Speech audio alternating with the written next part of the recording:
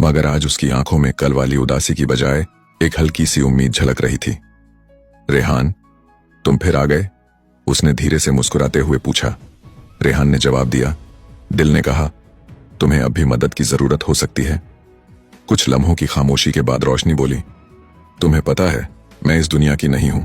मुझे वापस जाने के लिए इंसानों की मदद की जरूरत है। यह सुनकर रेहान का दिल एक पल को दहल गया, मगर अगले ही पल उसने खुद से कहा, जिन्न हो या इंसान, जो भी हो, ये एक लड़की है और इसे मेरी मदद चाहिए।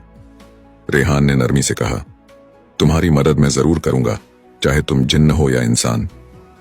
रोशनी ने उसकी तरफ देखा। उसकी आंखों में शुक्रगुजारी थी।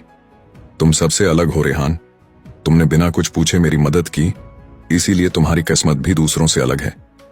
रेहान को यह बात पूरी तरह समझ नहीं आई, मगर उसके दिल में महसूस हुआ कि उसकी जिंदगी अब बदलने वाली है। उसने सोचा, शायद अल्लाह ने मुझे इस लड़की से मिलाया ही किसी खास मकसद के लिए है। उसी दिन से रोशनी और रेहान की दोस्ती शुरू हो गई। रेहान ने रोशनी को अपनी मां से मिलवाया और उसकी मां ने उसे फौरन अपनी बेटी की तरह अपना लिया। रोशनी ने रेहान की जिंदगी में जैसे एक नई रोशनी भर दी थी, मगर रेहान अब तक ये नहीं जानता था कि रोशनी की असल ताकत क्या है, और यह भी कि उसकी जिंदगी का सबसे बड़ा इम्तिहान अभी बाकी है। अब रेहान की दुनिया बदल रही थी। रोशनी की दोस्ती में एक अजीब सी ताकत थी, एक नई उम्मीद, एक नया जज्बा मिल रहा था। लेकिन दिल के किसी कोने में अभी एक छोटा सा सवाल छुपा हुआ था। रोशनी अक्सर कुछ ऐसे सवाल करती थी जो किसी आम इंसान के जहन में नहीं आते। रेहान, तुम लोग रात को सोते क्यों हो? क्या ख्वाब देखना जरूरी होता है? और इंसान दुख से इतना डरते क्यों हैं, जबकि दुख ही तो मजबूत बनाते हैं? ये सवालात रेहान को हैरान कर देते, मगर वो जवाब देने की कोशिश करता, क्योंकि अब वो रोशनी के साथ ज्यादा से ज्यादा वक्त बिताने लगा था। रोशनी कभी रेहान की मां के साथ रोटियां बनाती, कभी गली के बच्चों को कहानियां सुनाती, और कभी रेहान के साथ छत पर बैठकर सितारों को तकती। लेकिन एक बात सबको हैरान करती थी, रोशनी ने कभी किसी से कुछ मांगा नहीं, न खाने के लिए, न कपड़ों के लिए, न किसी और चीज के लिए। बस दूसरों की मदद करती रहती, जैसे उसकी खुशी सिर्फ दूसरों की खुशी में छुपी हो।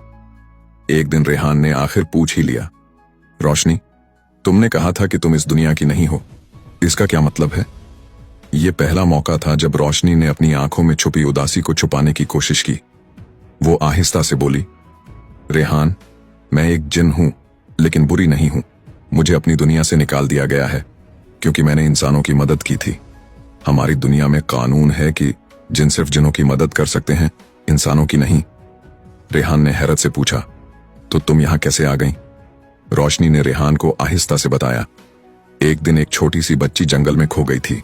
मैंने उसकी मदद की और उसे उसके घर वापस पहुंचाया। बस उसी दिन मुझे अपनी दुनिया से निकाल दिया गया। रेहान ने हैरत से कहा, क्या सिर्फ मदद करने पर तुम्हें सजा मिली? रोशनी ने हल्की सी मुस्कुराहट के साथ कहा, पहले बहुत दुख होता था, अपनी दुनिया छोड़कर आना आसान नहीं था, मगर अब नहीं।